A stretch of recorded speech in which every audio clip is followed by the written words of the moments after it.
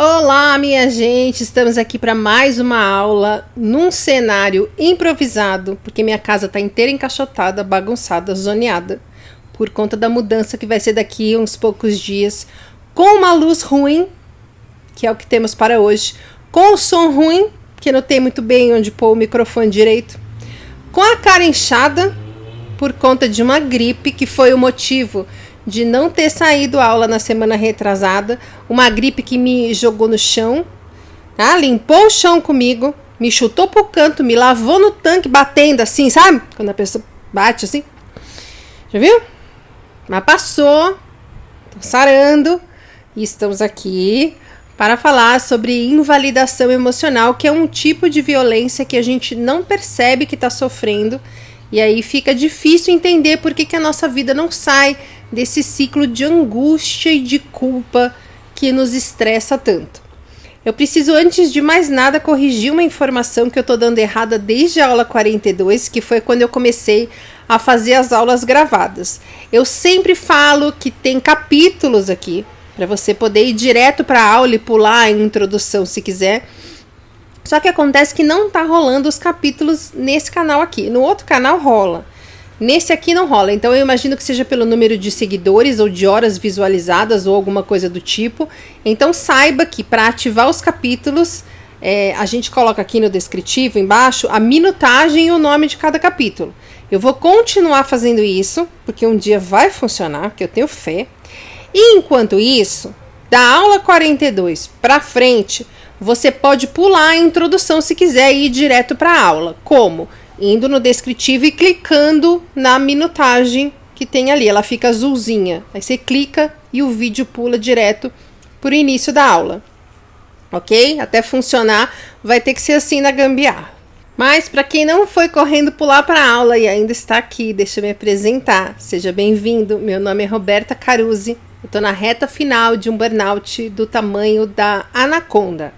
Tem burnout tamanho cobrinha, tem tamanho cascavel, tem tamanho sucuri. Todos eles têm a mesma importância e os mesmos passos de recuperação.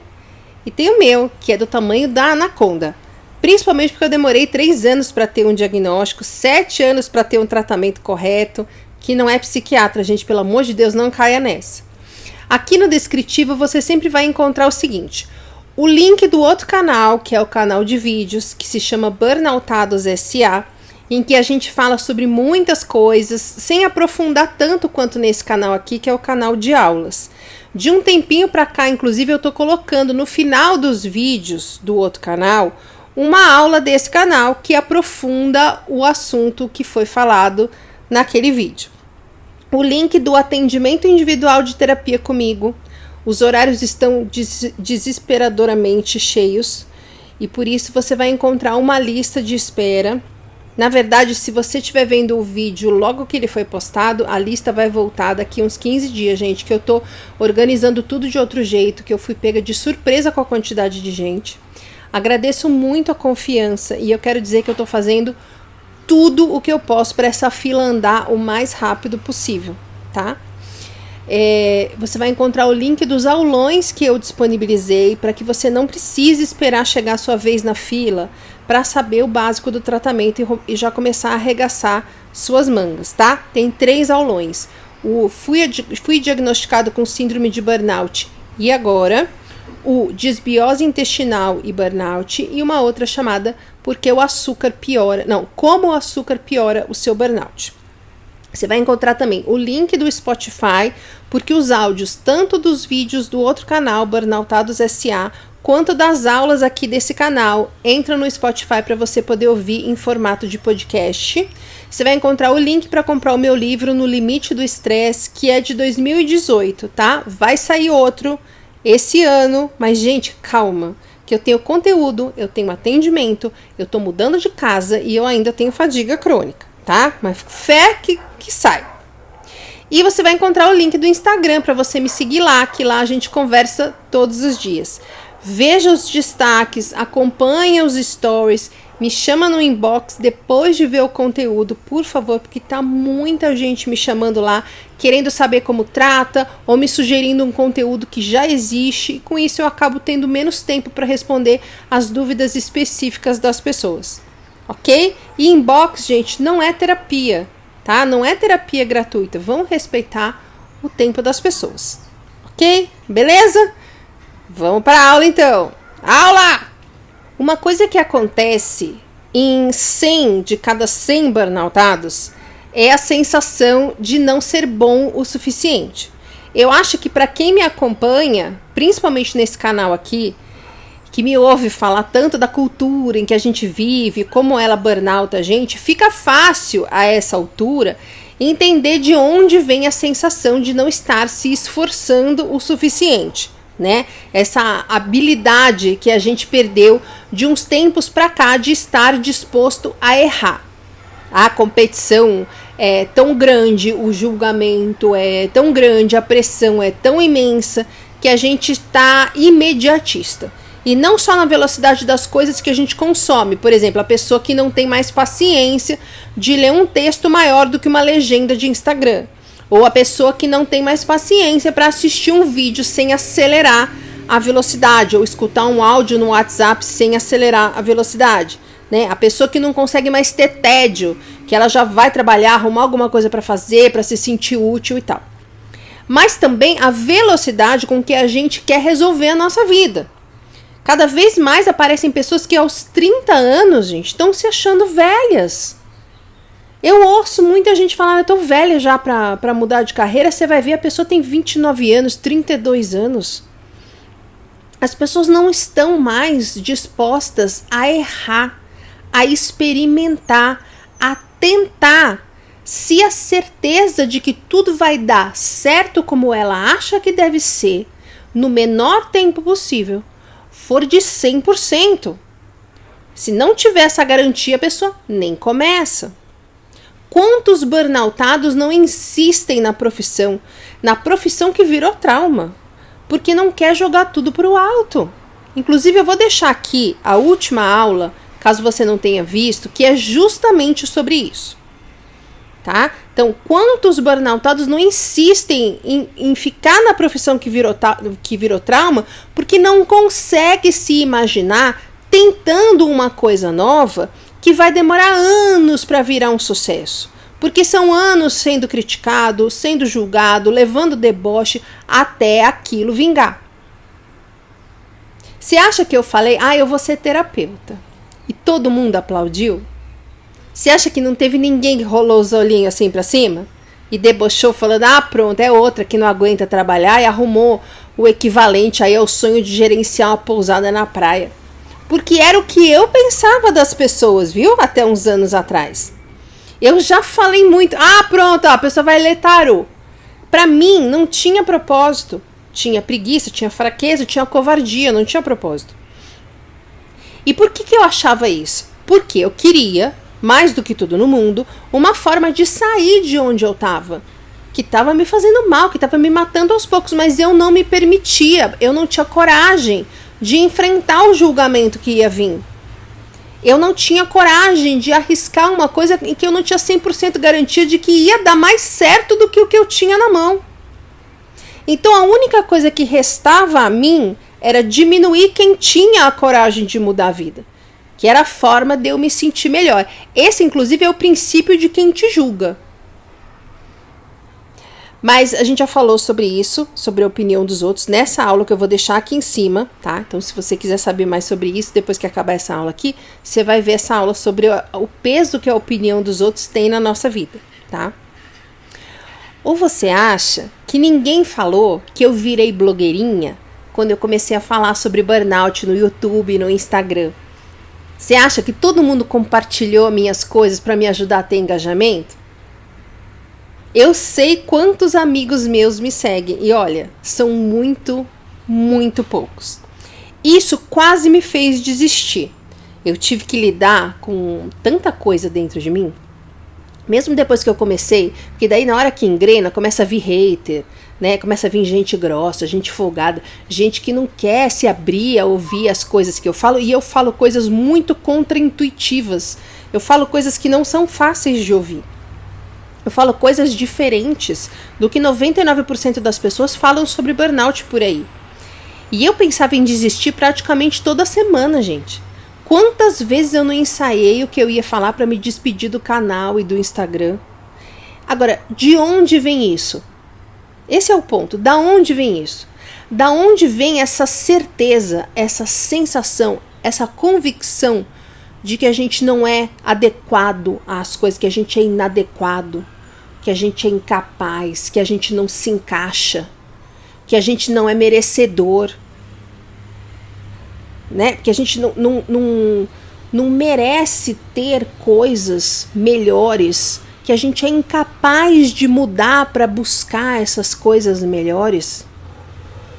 Da onde vem essa convicção, essa certeza que faz a gente morrer de medo do que as pessoas vão pensar ou falar da gente, que faz a gente achar que tá todo mundo apontando o dedo e rindo da gente, né? E que vale mais a pena fazer as coisas que vão proporcionar menos deboche, menos julgamento e menos crítica e menos cobrança para cima da gente. Da onde vem na gente esse lugar que faz a gente ter certeza que é melhor escolher o seguro, o que corresponde às expectativas e enterrar os nossos sonhos na gaveta? Porque a gente não nasceu para ter a vida dos sonhos. A vida do sonho é para meia dúzia de pessoas que têm dinheiro, que são bonitas, que são mais inteligentes. Isso vem, gente, da invalidação que a gente sofre, que a gente sofreu na infância principalmente. Eu vou deixar aqui em cima o vlog que eu fiz no mês passado, em que eu conto mais sobre a minha resistência em aceitar que eu tive uma infância de invalidação, tá? Era uma infância disfuncional. Era disfuncional no quê? Na invalidação principalmente. Eu fui uma criança muito invalidada e mesmo você que está pensando, ai que bom, minha infância foi muito boa, meus pais me amam, vai se reconhecer em mim. Porque a gente burnoutou por ter coisas em comum, tá? E são mais coisas do que você imagina. O negócio é que a gente sofre algumas violências que não parecem ser violências. Porque uma coisa é você sofrer uma violência, tipo, vem alguém te dá um tapa, te dá um soco, te xinga, te ameaça, vai pra cima de você. A gente consegue reconhecer, sem precisar pensar sobre aquilo ou analisar alguma coisa, que a gente tá sendo agredido, que a gente tá sendo desrespeitado, que a gente tá sendo violentado. E esse tipo de agressão é reconhecido por todos. Então, por exemplo, quando eu fui assaltada, né, eu fui arrancada de dentro de um carro com uma arma na minha cara. Eu contei para todo mundo que eu conhecia porque eu fiquei chocada. Não teve nenhuma só pessoa que tivesse falado alguma coisa como ai, que besteira, ai, como você é fresca. Não, foi um misto de meu Deus, não acredito, com nossa, e você tá bem, com nossa, mas graças a Deus você tá inteira.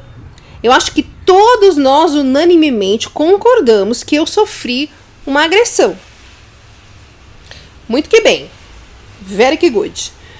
Mas, quando eu falei para uma amiga que a minha mãe estava me fazendo mal, sabe o que eu ouvi? Quando ela morrer, você vai sentir falta. Me senti super ingrata. E quando eu contei para um amigo a mesma coisa, eu ouvi: ai, Rob, mas ela só quer te proteger. E eu me senti super ingrata. Algumas violências, ao contrário de um assalto ou de um tapa, são invisíveis e são socialmente aceitáveis. E a gente não reconhece que está sendo agredido, a gente não reconhece que aquilo é uma agressão. Então a gente se sente culpado, a gente não entende o que está rolando na nossa vida, a gente perde a coragem de tentar, porque acaba se convencendo que o problema está na gente. A invalidação emocional é invisível porque ela geralmente vem mascarada de proteção, de preocupação, de excesso de amor, de convenções sociais, de preconceitos e cuidados socialmente aceitos. A invalidação emocional, ela vem das pessoas que a gente ama, que nos amam, pessoas que nos cercam, com quem a gente acha que pode confiar ou em quem a gente pode realmente confiar para muita coisa. E a nossa resistência em reconhecer que está sendo violentado é muito, muito grande. Meu exemplo aqui, resumidamente, depois você vai lá e assiste o vlog onde eu aprofundo esse assunto, tá? A minha mãe teve uma vida muito dura. E ela é uma pessoa boa, cara. Ela tem o coração do tamanho do mundo. Ela nasceu para maternar, para proteger, para ajudar, para se doar. Só que ela teve uma infância muito cruel. Uma infância de espancamento, de violência, de injustiça, de negligência e de privações. Ela poderia ter feito o que a maioria que passa por isso faz. Se convencer do eu apanhei e tô aqui, né? Apanhei e tá tudo bem, deixa de frescura. E tratar as pessoas como ela foi tratada. Que é o que a maioria faz. Mas não, ela teve a grandeza de ir pro lado oposto.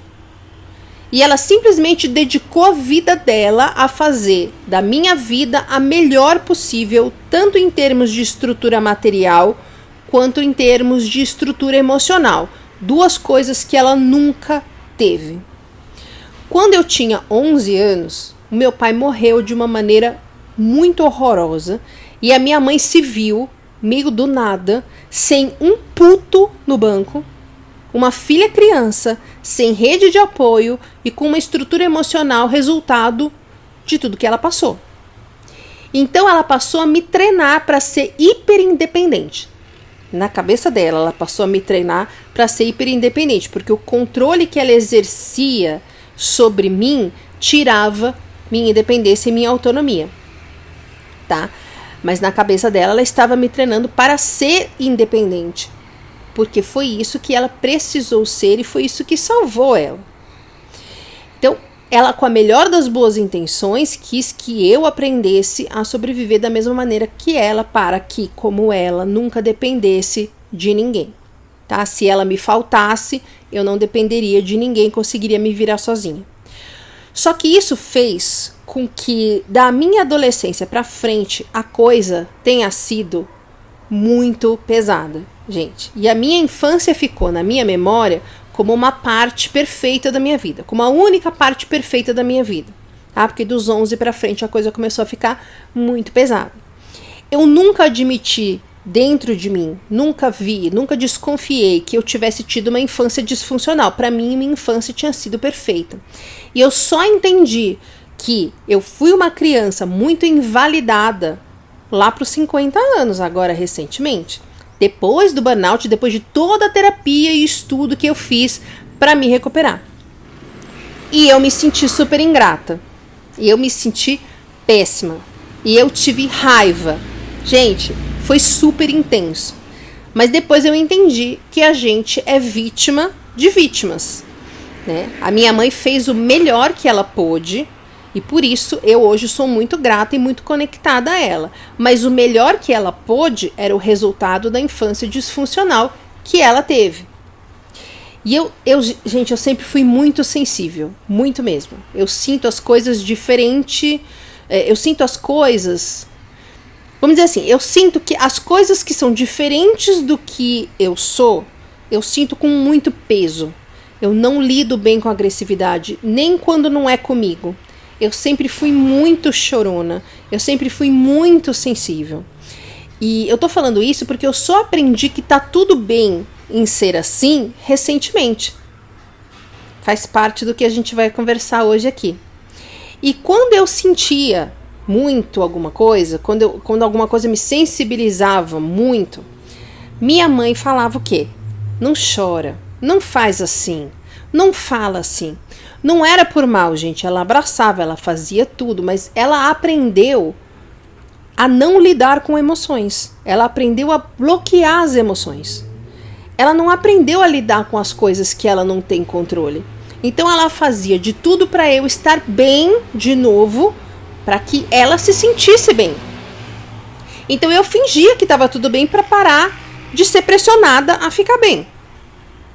Então, tudo que me machucava, ela falava, não foi nada, vai brincar. Era a forma dela, na cabeça dela, diminuir a minha dor. Mas, na prática, ela estava me invalidando. Isso que você está sentindo não é nada. Deixa de frescura, volta para brincar. Por que parou? Foi como ela aprendeu a lidar com a dor, para sobreviver na casa do pai dela. Tudo pelo que eu me interesso que não seja trabalho, ela acha besteira. E ela fala, ai, que besteira. Ou então, gente, ela não consegue prestar atenção. Se eu falar alguma coisa com ela que não seja saúde, dinheiro e trabalho, às vezes ela começa a falar outra coisa enquanto eu tô no meio do raciocínio. Às vezes ela perguntou, eu tô respondendo, eu tô no meio do raciocínio, ela começa a falar uma coisa que não tem nada a ver. Por quê? Porque ela já tinha desligado, aquilo não é importante para ela. Só é importante ter dinheiro para ser independente. Porque foi isso que ela precisou fazer para sobreviver. E eu tenho muito orgulho dela. Quem conhece a história dela sabe o quanto de orgulho eu sinto. Porque é um negócio que você fala, gente, eu não acredito que ela passou por isso desta maneira. Olha a virada que ela deu. Caceta, é um puta exemplo para mim. E se vocês vissem o resto da família, é um ou outro que a gente pega ali com a pinça, tem uma vida mais ou menos saudável. Eu tô explicando tudo isso do meu exemplo, porque violência invisível a gente geralmente reconhece como proteção, amor, preocupação, como eu falei no começo. Tá? Invalidação emocional é a desvalorização dos seus sentimentos, das suas emoções, dos seus pensamentos, de quem você é como pessoa, das suas características. E isso é uma parte indissociável da cultura em que a gente vive, que é a cultura da exaustão, que é a cultura do burnout. Como as nossas infâncias foram diferentes, cada um aqui teve a sua experiência, seu contexto, seu cenário familiar, sua dinâmica familiar. Então eu vou usar o burnout, que é uma coisa que todos nós temos em comum, para que você possa identificar na prática, na sua vida, o que exatamente é a invalidação emocional, tá? Invalidação emocional é alguém que te tira do direito de sentir. Você fala que está se sentindo cansado e a pessoa fala, mas todo mundo está cansado, eu estou cansado e estou aqui. Quando você fala que não dormiu... Gente, quando eu falava que eu não tinha dormido, e a insônia é o meu grande trauma desses anos depois do colapso. A coisa foi hardcore. E às vezes eu falava assim, eu só consegui dormir 4 horas, o que significava muita coisa e principalmente o nível de fadiga que eu estava naquele dia. O que eu ouvia? Mas eu só dormi 5 horas e tô aqui trabalhando. Mas eu só dormi 3. Eu também não dormi. Você fala que tá angustiado e a pessoa fala, mas se todo mundo parar de trabalhar quando se sente assim, ninguém vai trabalhar no mundo. Você se sente culpado e a pessoa fala, que besteira, não se culpa, a culpa é da empresa, a culpa é do capitalismo. Tenho certeza que todos nós aqui já ouvimos isso uma vez identificado e comunicado às pessoas que o que a gente tem é burnout. Sobre esse tirar o nosso direito de sentir, gente, o nosso segundo chakra, e eu vou colocar aqui em cima a aula em que eu falo dos chakras e como eles ajudam na nossa recuperação. Nosso segundo chakra, que é o do umbigo, que é perto do umbigo, é o que fala justamente sobre o nosso direito de sentir, sobre a nossa relação com o prazer, com o descanso, com as outras pessoas. É como se a cultura que a gente vive, através das pessoas, claro, nos tirasse o direito de sentir, de descansar, de nos desconectar do que e de quem nos pressiona, nos critica, nos cobra, nos sobrecarrega. Quando esse chakra está desequilibrado, vem o quê? A culpa. Você sente culpa em descansar. O seu direito de sentir está sendo invalidado. O seu segundo chakra está funcionando mal e você está focado em fazer o que vai te causar menos julgamento e mais aprovação, mesmo que isso te leve para bem longe dos seus sonhos e do seu propósito. Vou repetir. Quando o seu direito de sentir está sendo invalidado, o seu segundo chakra está funcionando mal e você fica focado em fazer o que pode te causar menos julgamento e mais aprovação, mesmo que isso te leve para longe do seu propósito e dos seus sonhos. Invalidação emocional é a pessoa que fala, que bobagem, não pensa assim, você não tem que falar isso, tanta gente sem emprego e você reclamando do seu trabalho. Tanta gente pior que você tem tudo, tá reclamando do quê? Ah, isso é frescura. Ah, isso é besteira. Ai, toma um remédio que passa. Ai, que exagero. Ai, quisera eu poder parar de trabalhar também.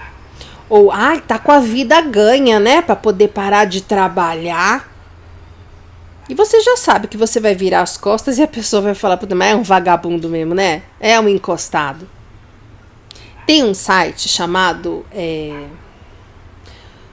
Tenho 99% de certeza que o nome do site é Vamos Falar sobre o Luto. E eu lembro que eu li um depoimento lá, faz um tempo, de uma mulher que tinha perdido o filho dela tinha morrido. E ela disse que, surpreendentemente, a parte mais difícil da coisa toda para ela estava sendo a invalidação das pessoas.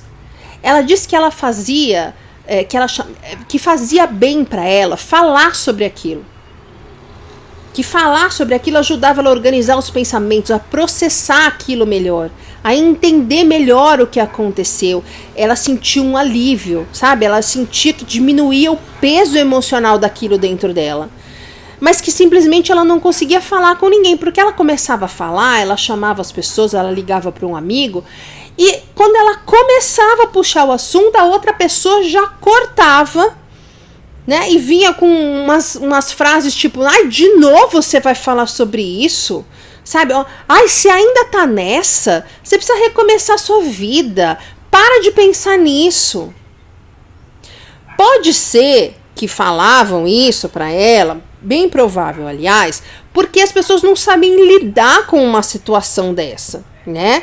Então é mais fácil você invalidar a pessoa para mudar de assunto do que ouvir, do que focar, do que parar de pensar em você e dar atenção ao outro. É justamente o que a nossa cultura faz a gente desaprender, a dar atenção ao outro, a ter empatia, né? Porque o foco da cultura sempre é o quê? Competição, passar na frente do outro. A gente está sempre focado de uma maneira muito egóica ali nas conversas, sempre pensando o que pode vir disso de bom pra gente, né? A pessoa assim que ela der uma pausa, eu vou falar tal coisa. E a gente passou a não saber mais lidar com pessoas que precisam ser acolhidas, que precisam ser escutadas, ser abraçadas. Eu mesma não sabia fazer, não sabia participar de uma conversa dessa, não sabia acolher uma pessoa. Eu não sabia o que falar, e eu sempre fui aquela pessoa que fala mais do que escuta. Então, se eu não sabia o que falar, eu não sabia participar de uma conversa assim. Então, eu evitava, corria como vampiro corre do alho. Hoje eu sei que a gente só precisa ouvir, sem julgar, não precisa fazer mais nada.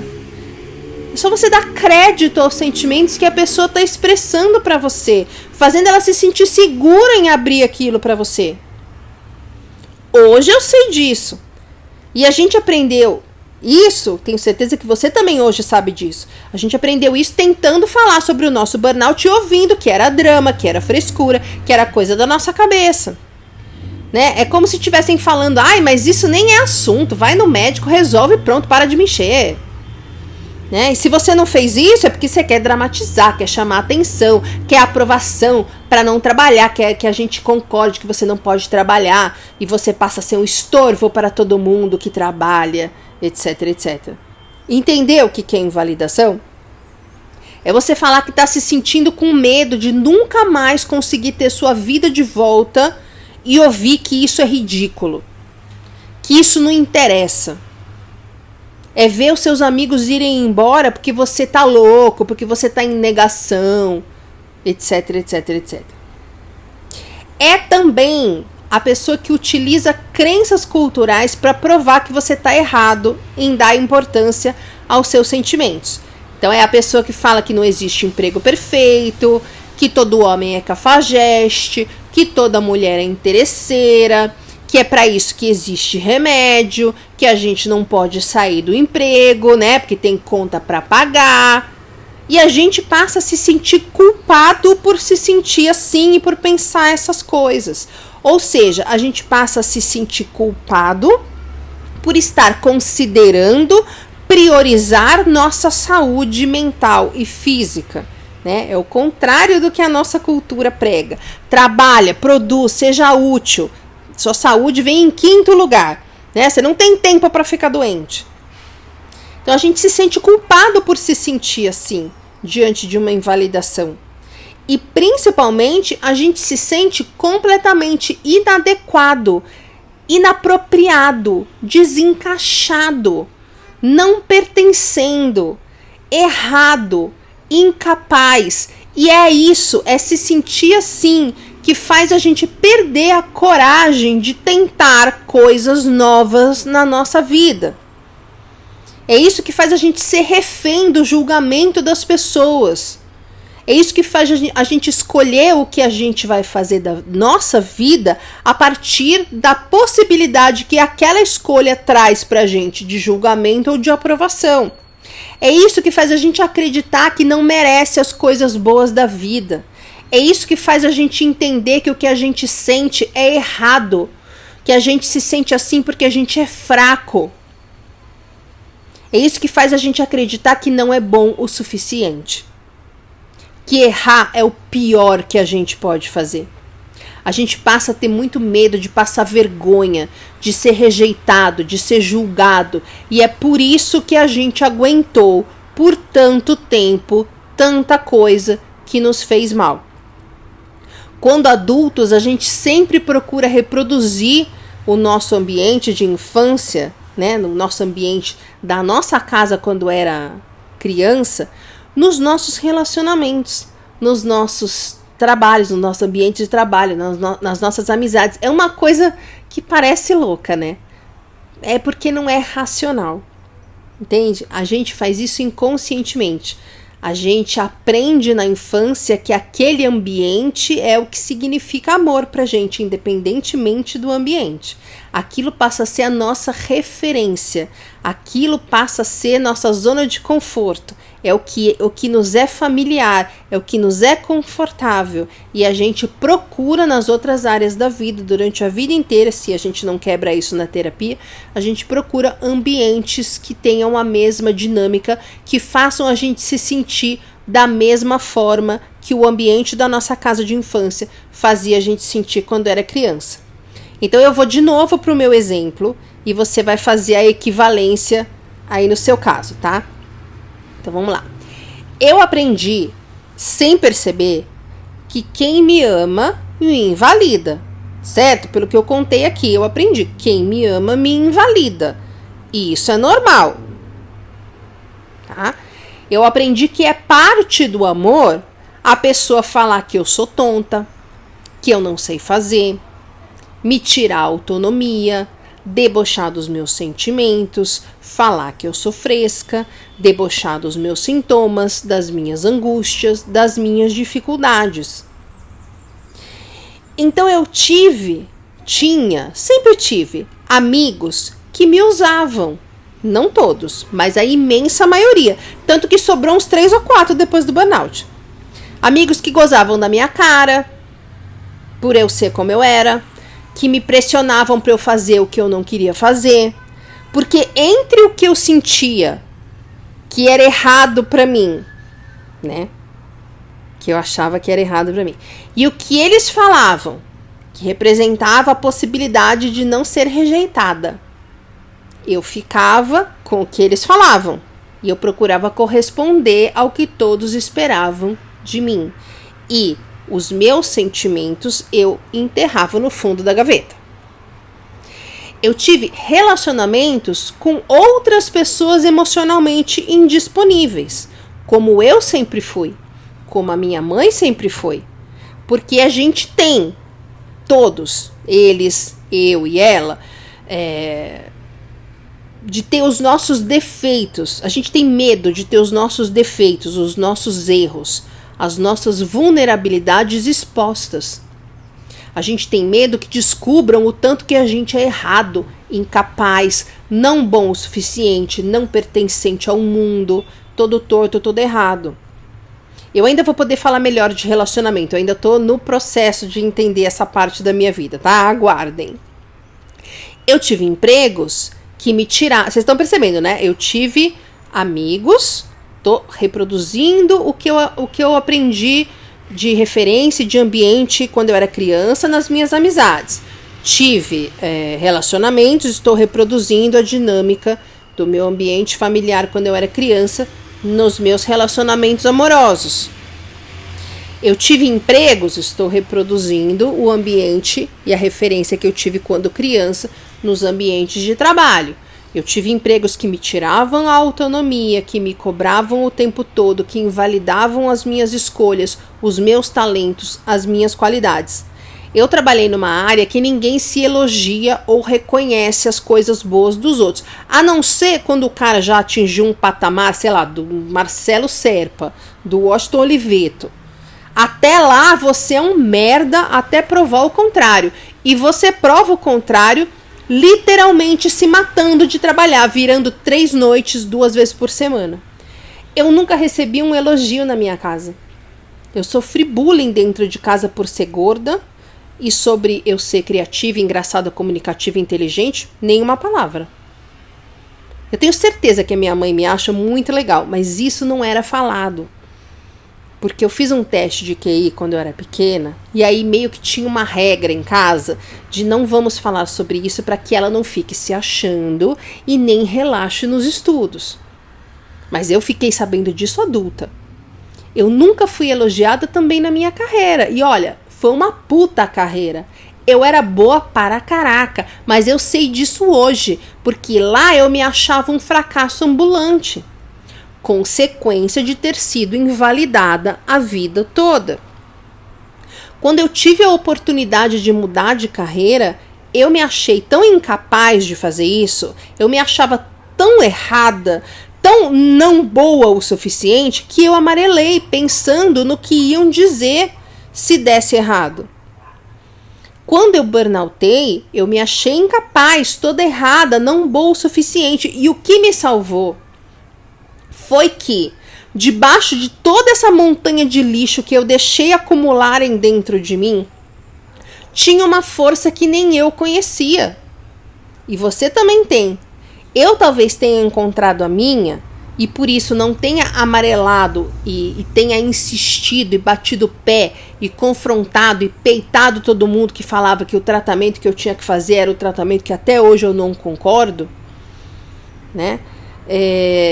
Porque eu fui levada a um nível de desespero nos 3 anos antes de ter o diagnóstico que eu não conseguia ficar em pé e riam da minha cara dentro dos consultórios, que é onde eu estava procurando uma solução, né? Porque eu não tinha nada. Porque talvez eu tenha achado essa força, porque nos 7 anos de tratamento errado e de negligência, em que também riam da minha cara nos consultórios médicos, porque não existe isso de andar e não conseguir dormir depois. Isso é ansiedade. Aliás, o próximo vlog vai ser sobre a mudança de casa, né, que tá perto, mas no outro eu vou falar sobre o transtorno de estresse pós-traumático e esse negócio de andar e não dormir aí, que tem a ver com o sistema límbico, trauma e tudo isso, tá? Então, talvez eu tenha achado essa força porque eu fui levada a esse nível de desespero que ou eu achava essa força ou eu não ia conseguir sair daquele lugar. Então, talvez eu esteja aqui para que você ache essa força em você sem precisar ser levado a esse nível de desespero em que eu fui levada. Porque a sua força está aí, está dentro de você. Apesar das invalidações, apesar do sentimento de não ser bom o suficiente, apesar dessa convicção de não se encaixar no mundo, de não ser capaz, apesar desse medo do que vão pensar e do que vão falar, apesar desse medo de fazer alguma mudança na vida e dar tudo errado e você ser julgado, ela tá aí. Você não tá vendo porque tem muito lixo por cima. Você precisa tirar todo esse lixo na terapia. Entender o que aconteceu, o que falaram pra você, o que você sentiu, quem te invalidou, o que você sentiu quando quem te invalidou, sofreu o quê, qual é a consequência, qual é a causa. É isso que a gente precisa entender na terapia. Tirar esse lixo que tem dentro da gente, cobrindo a luz da nossa força interior. A invalidação emocional é como se alguém cobrisse a nossa luz, né? Cobre a luz, a gente vai perdendo a força, vai acreditando que a gente não tem luz. A invalidação vai escurecendo, vai impedindo você de deixar a sua luz brilhar. E na terapia a gente vai tirando cada pedaço de lixo que foi jogado ali dentro, que foi se acumulando, que as pessoas foram colocando, que a gente foi deixando, porque a gente não percebeu que esse lixo estava sendo colocado dentro da gente. A gente não percebeu que aquilo era uma agressão. A gente foi ensinado lá atrás, quando a gente era criança, que isso é uma forma de amor, de proteção. Então a gente não entendeu que tinha esse monte de lixo se acumulando. Na hora que você vai na terapia e tira esse lixo, a sua luz brilha e você fala: caraca, eu tenho força, eu tenho brilho, eu tenho qualidades, eu tenho muito a oferecer. E aí você começa a ter coragem de tentar, de errar, você começa a se permitir ser ruim em alguma coisa justamente para conseguir ser bom. Porque dentro dessa cultura parece que faz mais sentido a pessoa falar: peraí, que vão fazer, que vão me julgar menos, o que vai me dar mais dinheiro? Ai, foda-se o que eu vim fazer no mundo. Toma meu propósito, sai sonho, sai paixões. Eu vou focar nisso daqui, porque nisso daqui eu vou poder ser reconhecido. E daí, quando chega na minha idade, a pessoa tá burnoutada, deprimida, ansiosa, sem dormir e sem entender porque ela não se motiva com nada. Porque não é aquele o propósito dela, não é isso que faz a alma dela cantar, que faz o coração ficar quentinho, que faz a luz interior da gente brilhar. E a gente foi, ao longo da nossa vida, sendo convencido de que isso tudo que eu acabei de falar é besteira. O que vale é o dinheiro. Ai, que besteira os seus sonhos. O que vale é quanto tem no seu banco, na sua conta do banco. Gente, na nossa cultura, é muito comum o nosso emocional ser jogado para baixo do tapete. Porque o que é valorizado nessa cultura? A força de trabalho, a produção, o dinheiro, o cargo. É como se qualquer meio justificasse este fim. Não importa o que você vai ter que fazer, do que você vai ter que abrir mão, de quantas noites você vai chorar até dormir, desde que você consiga, no final, ter dinheiro. Vale você enterrar os seus sonhos, se no final você for rico. Mesmo que você não veja a sua família, porque quando você sai para trabalhar, eles estão dormindo e quando você volta, eles já foram para a cama. Vale você não viver o seu propósito, se no final você for reconhecido como sendo um sucesso, mesmo que tudo que você conquistou não traga alegria para você. Vale perder a saúde, se no final você for promovido. É por isso que as pequenas coisas que nos fazem bem são desvalorizadas, são invalidadas, e as coisas que nos fazem mal são aceitas socialmente. É por isso que você ter orgulho de virar à noite no trabalho é uma coisa aplaudida, e você ter vergonha e culpa por descansar é uma coisa compartilhada. É por isso que você tem uma vida em que parece que tudo confirma a sua crença de que você não é bom o suficiente e você não sabe o que fazer para mudar essa situação. É por isso que você se sente obrigado a aguentar firme por anos num emprego abusivo só para não ser julgado como fracassado se optar em cuidar da sua saúde mental. É por isso que ainda falam que depressão é falta de louça para lavar e burnout é coisa de quem pode escolher não trabalhar porque está com a vida ganha. É por isso que você precisa entender o que te aconteceu, para você poder entender como você chegou nesse lugar em que você está agora, para que você possa sair daí. Vai ter que ter coragem? Vai. Vai ter que se arriscar? Vai. Vai ter que aguentar o tititi das pessoas que não pagam suas contas sobre a sua vida? Vai. Vai ser fácil? Não. Mas eu te garanto que é bem mais difícil você continuar tentando se encaixar aos ambientes e pessoas que invalidam você como quem você é. Por quem você é. Entre o que acham de você e o que você está sentindo, fique sempre, sempre com o que você está sentindo. Porque só você sabe o que você está passando. E eu te garanto que quem está te julgando só está fazendo isso porque quer te manter na mesma lama em que ele está se afundando. Não tem nada pior do que ver alguém que estava sofrendo como a gente simplesmente mudar de vida e ser feliz. A gente se sente mal, a gente se sente pior ainda, mais incapaz, mais não merecedor, mais injustiçado, mais revoltado. E é muito mais fácil diminuir o outro para se sentir melhor do que ir trabalhar, estudar, se conhecer na terapia e se dispor a arriscar, errar e ser ruim para ser bom e ser grande de verdade. Até a próxima.